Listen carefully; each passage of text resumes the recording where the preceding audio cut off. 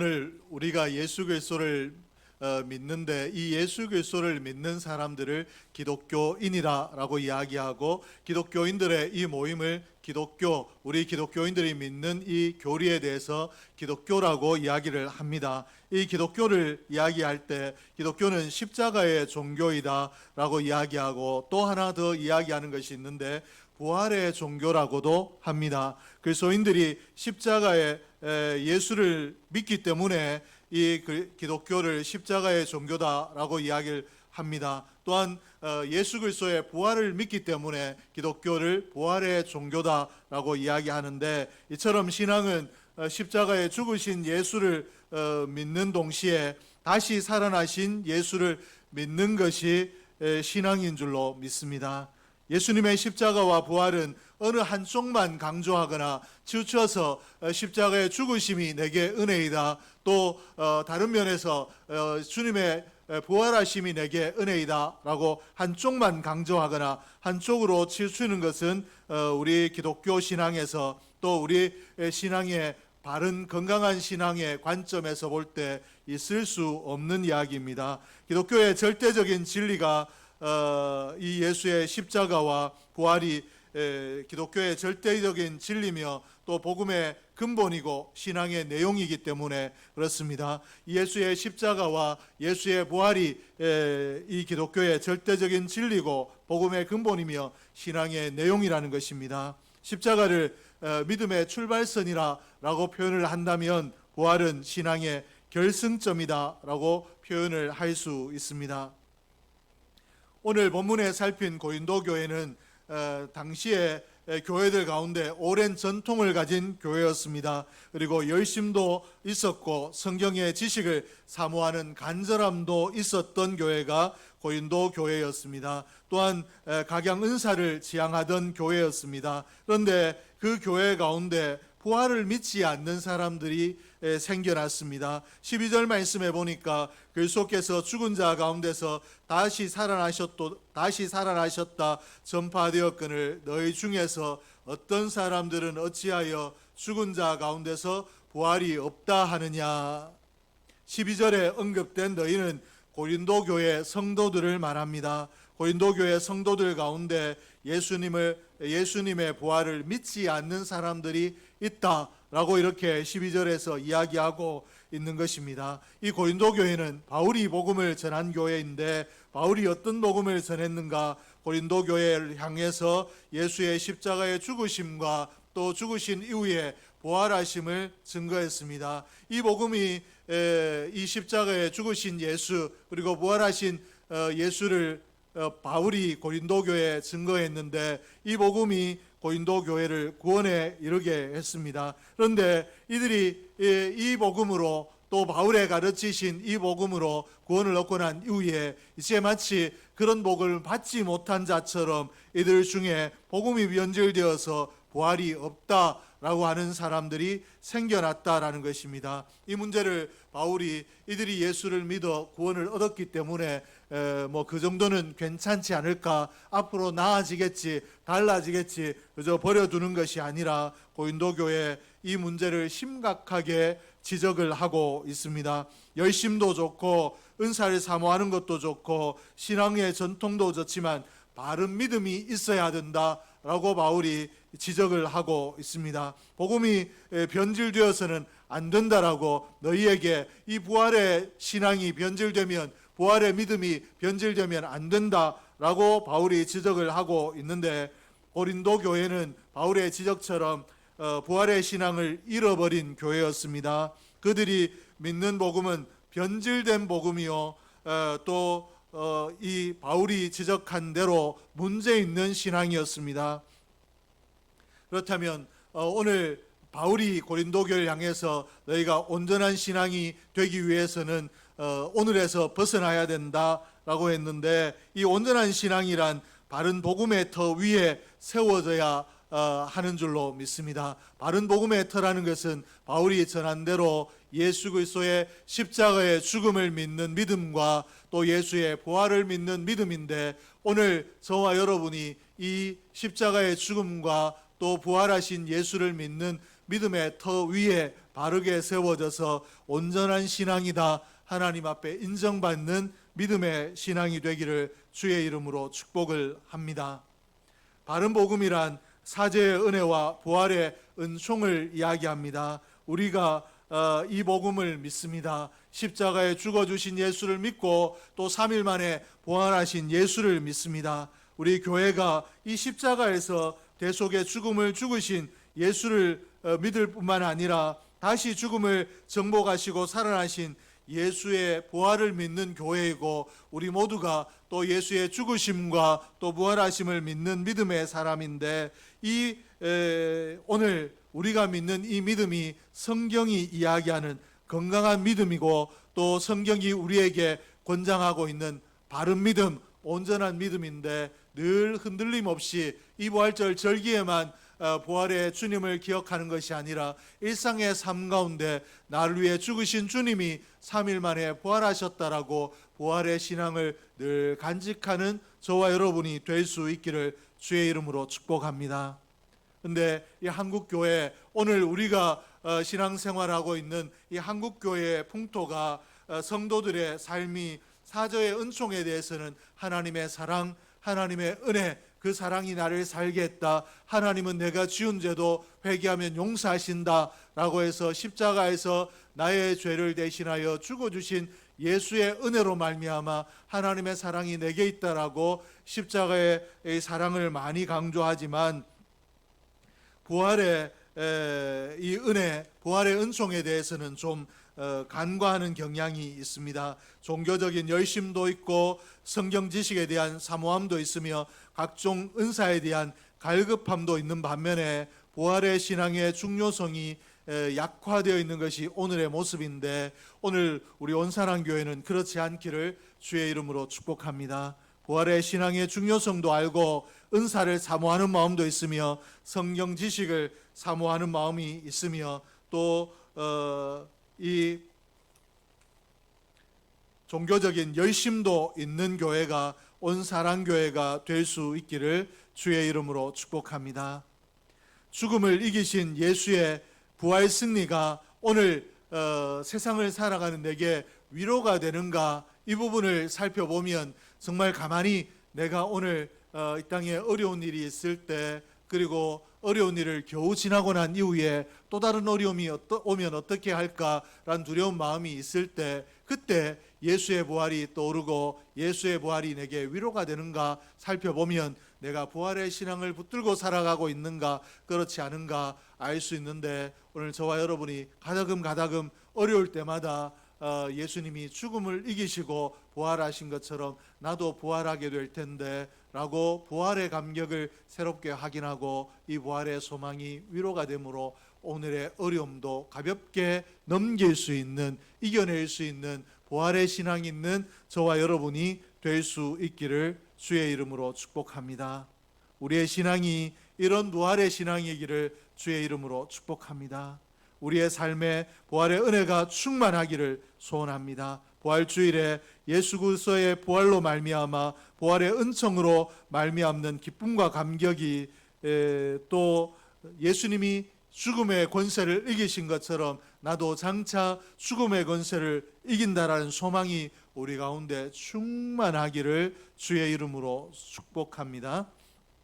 사탄은 예수님의 부활을 확신하지 못하도록 우리를 방해합니다. 그래서 성도들이 부활의 기쁨을 누리거나 부활의 감격을 가지고 살지 못하도록 우리의 신앙을 방해하는데, 승리의 삶, 내가 부활의 소망을 가지고 오늘 환경을 뛰어넘어 믿음으로 승리하는 삶을 살아가지 못하도록 우리의 소망을 끊어버리고 부활이 우리에게 산 소망이 되는 것을 방해하는데, 우리 지난 역사 가운데도 사탄이 이렇게 장난을 해왔고 우리를 유혹했으며 앞으로도 우리의 삶에 끊임없이 이렇게 할 텐데, 부활의 예수의 부활을 부인하려는 이런 또 세상의 여러 합리적이다 아니면 또 신신학자들이나 이런 사람들 통해서 이 부활이 어떻게 가능하겠는가, 부활은 없다라고 우리 개인적인 마음에만 속삭이는 것이 아니라 이 믿음의 신학자들 통해서도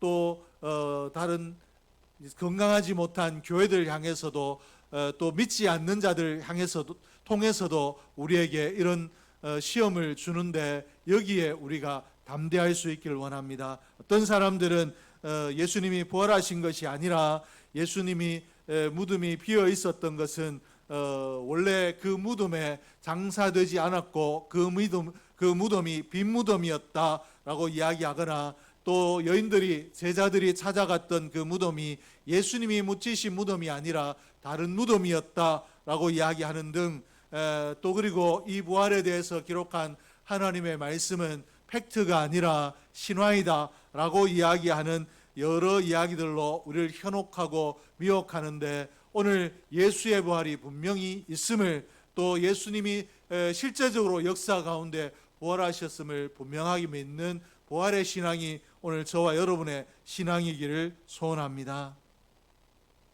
바울이 어떻게 이야기하고 있는가? 만일 예수의 부활이 없다면 모든 사람 가운데 우리가 더욱 불쌍한 자이다 라고 이야기했는데 이처럼 바울이 예수의 부활이 없으면 우리가 정말 불쌍한 사람이 된다라고 이야기할 정도로 부활신앙이 중요하다라고 강조를 하고 있습니다. 19절 말씀에 보니까 만일 그리스도 안에서 우리의 바라는 것이 다만 이 세상의 삶뿐이면 모든 사람 가운데 우리가 더욱 불쌍한 자이리라. 예수의 부활이 없었다면 왜 우리가 모든 사람 가운데 가장 불쌍한 사람이 되는가? 바울이 어떤 의미에서 우리에게 예수의 부활이 없다면 우리가 사람들 가운데 가장 불쌍한 자다라고 이야기하고 있는가? 구체적으로 몇 가지를 살피려고 하는데 첫째는 예수의 부활이 우리 믿음의 보증이 되기 때문에 그렇습니다. 예수님의 부활은 우리 믿음을 보증하는 가장 중요한 사건입니다. 우리가 믿는 것, 하나님의 말씀을 믿는 것, 예수 이름의 구원을 믿는 것, 이런 모든 것들의 보증이 예수의 부활이 된다라는 것입니다. 예수의 부활이 없으면 우리가 믿는 복음에 대한 믿음이 헛것이 될 수 있다, 헛것이 된다라고 이렇게 말씀을 하고 있습니다. 14절 말씀에 보니까 그리스도께서 만일 다시 살아나지 못하셨으면 우리가 전파하는 것도 헛것이요 또 너희 믿음도 헛것이며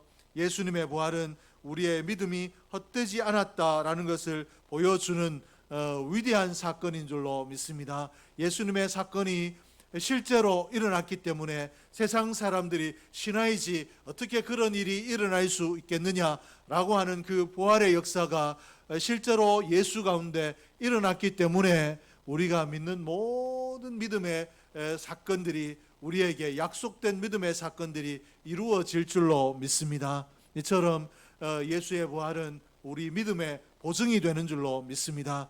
죽으신 예수님 다시 살아나셨는데 우리가 이 땅에서 육신이 죽으나 다시 하나님 나라에서 부활한다라고 하신 이 말씀이 이루어지지 않겠느냐? 주님의 부활처럼 우리의 부활도 이루어진다라는 이 믿음의 보증이 되는 줄로 믿습니다.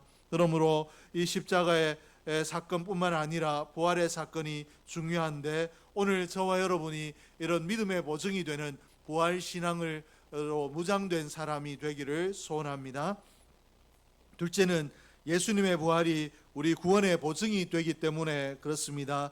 예수님의 부활 때문에 우리의 구원이 확실해졌다라는 것입니다. 다시 말하면 십자가의 사건이 참된 진리로 확증이 되었다라는 것입니다. 십자가에서 예수님이 죽으시고 난 이후에 그것으로 끝이 났다라면 과연 예수님께서 십자가에 죽어주심으로 너희를 사랑한다, 너희를 위하여 대신 내가 죽어주겠다라고 하는 그것으로 끝이 났다라면 우리의 삶에 부활의 영광이 있을 수 있겠느냐? 주님이 부활하시고 또 부활의 첫 열매가 되어주셨기 때문에 우리도 이와 같이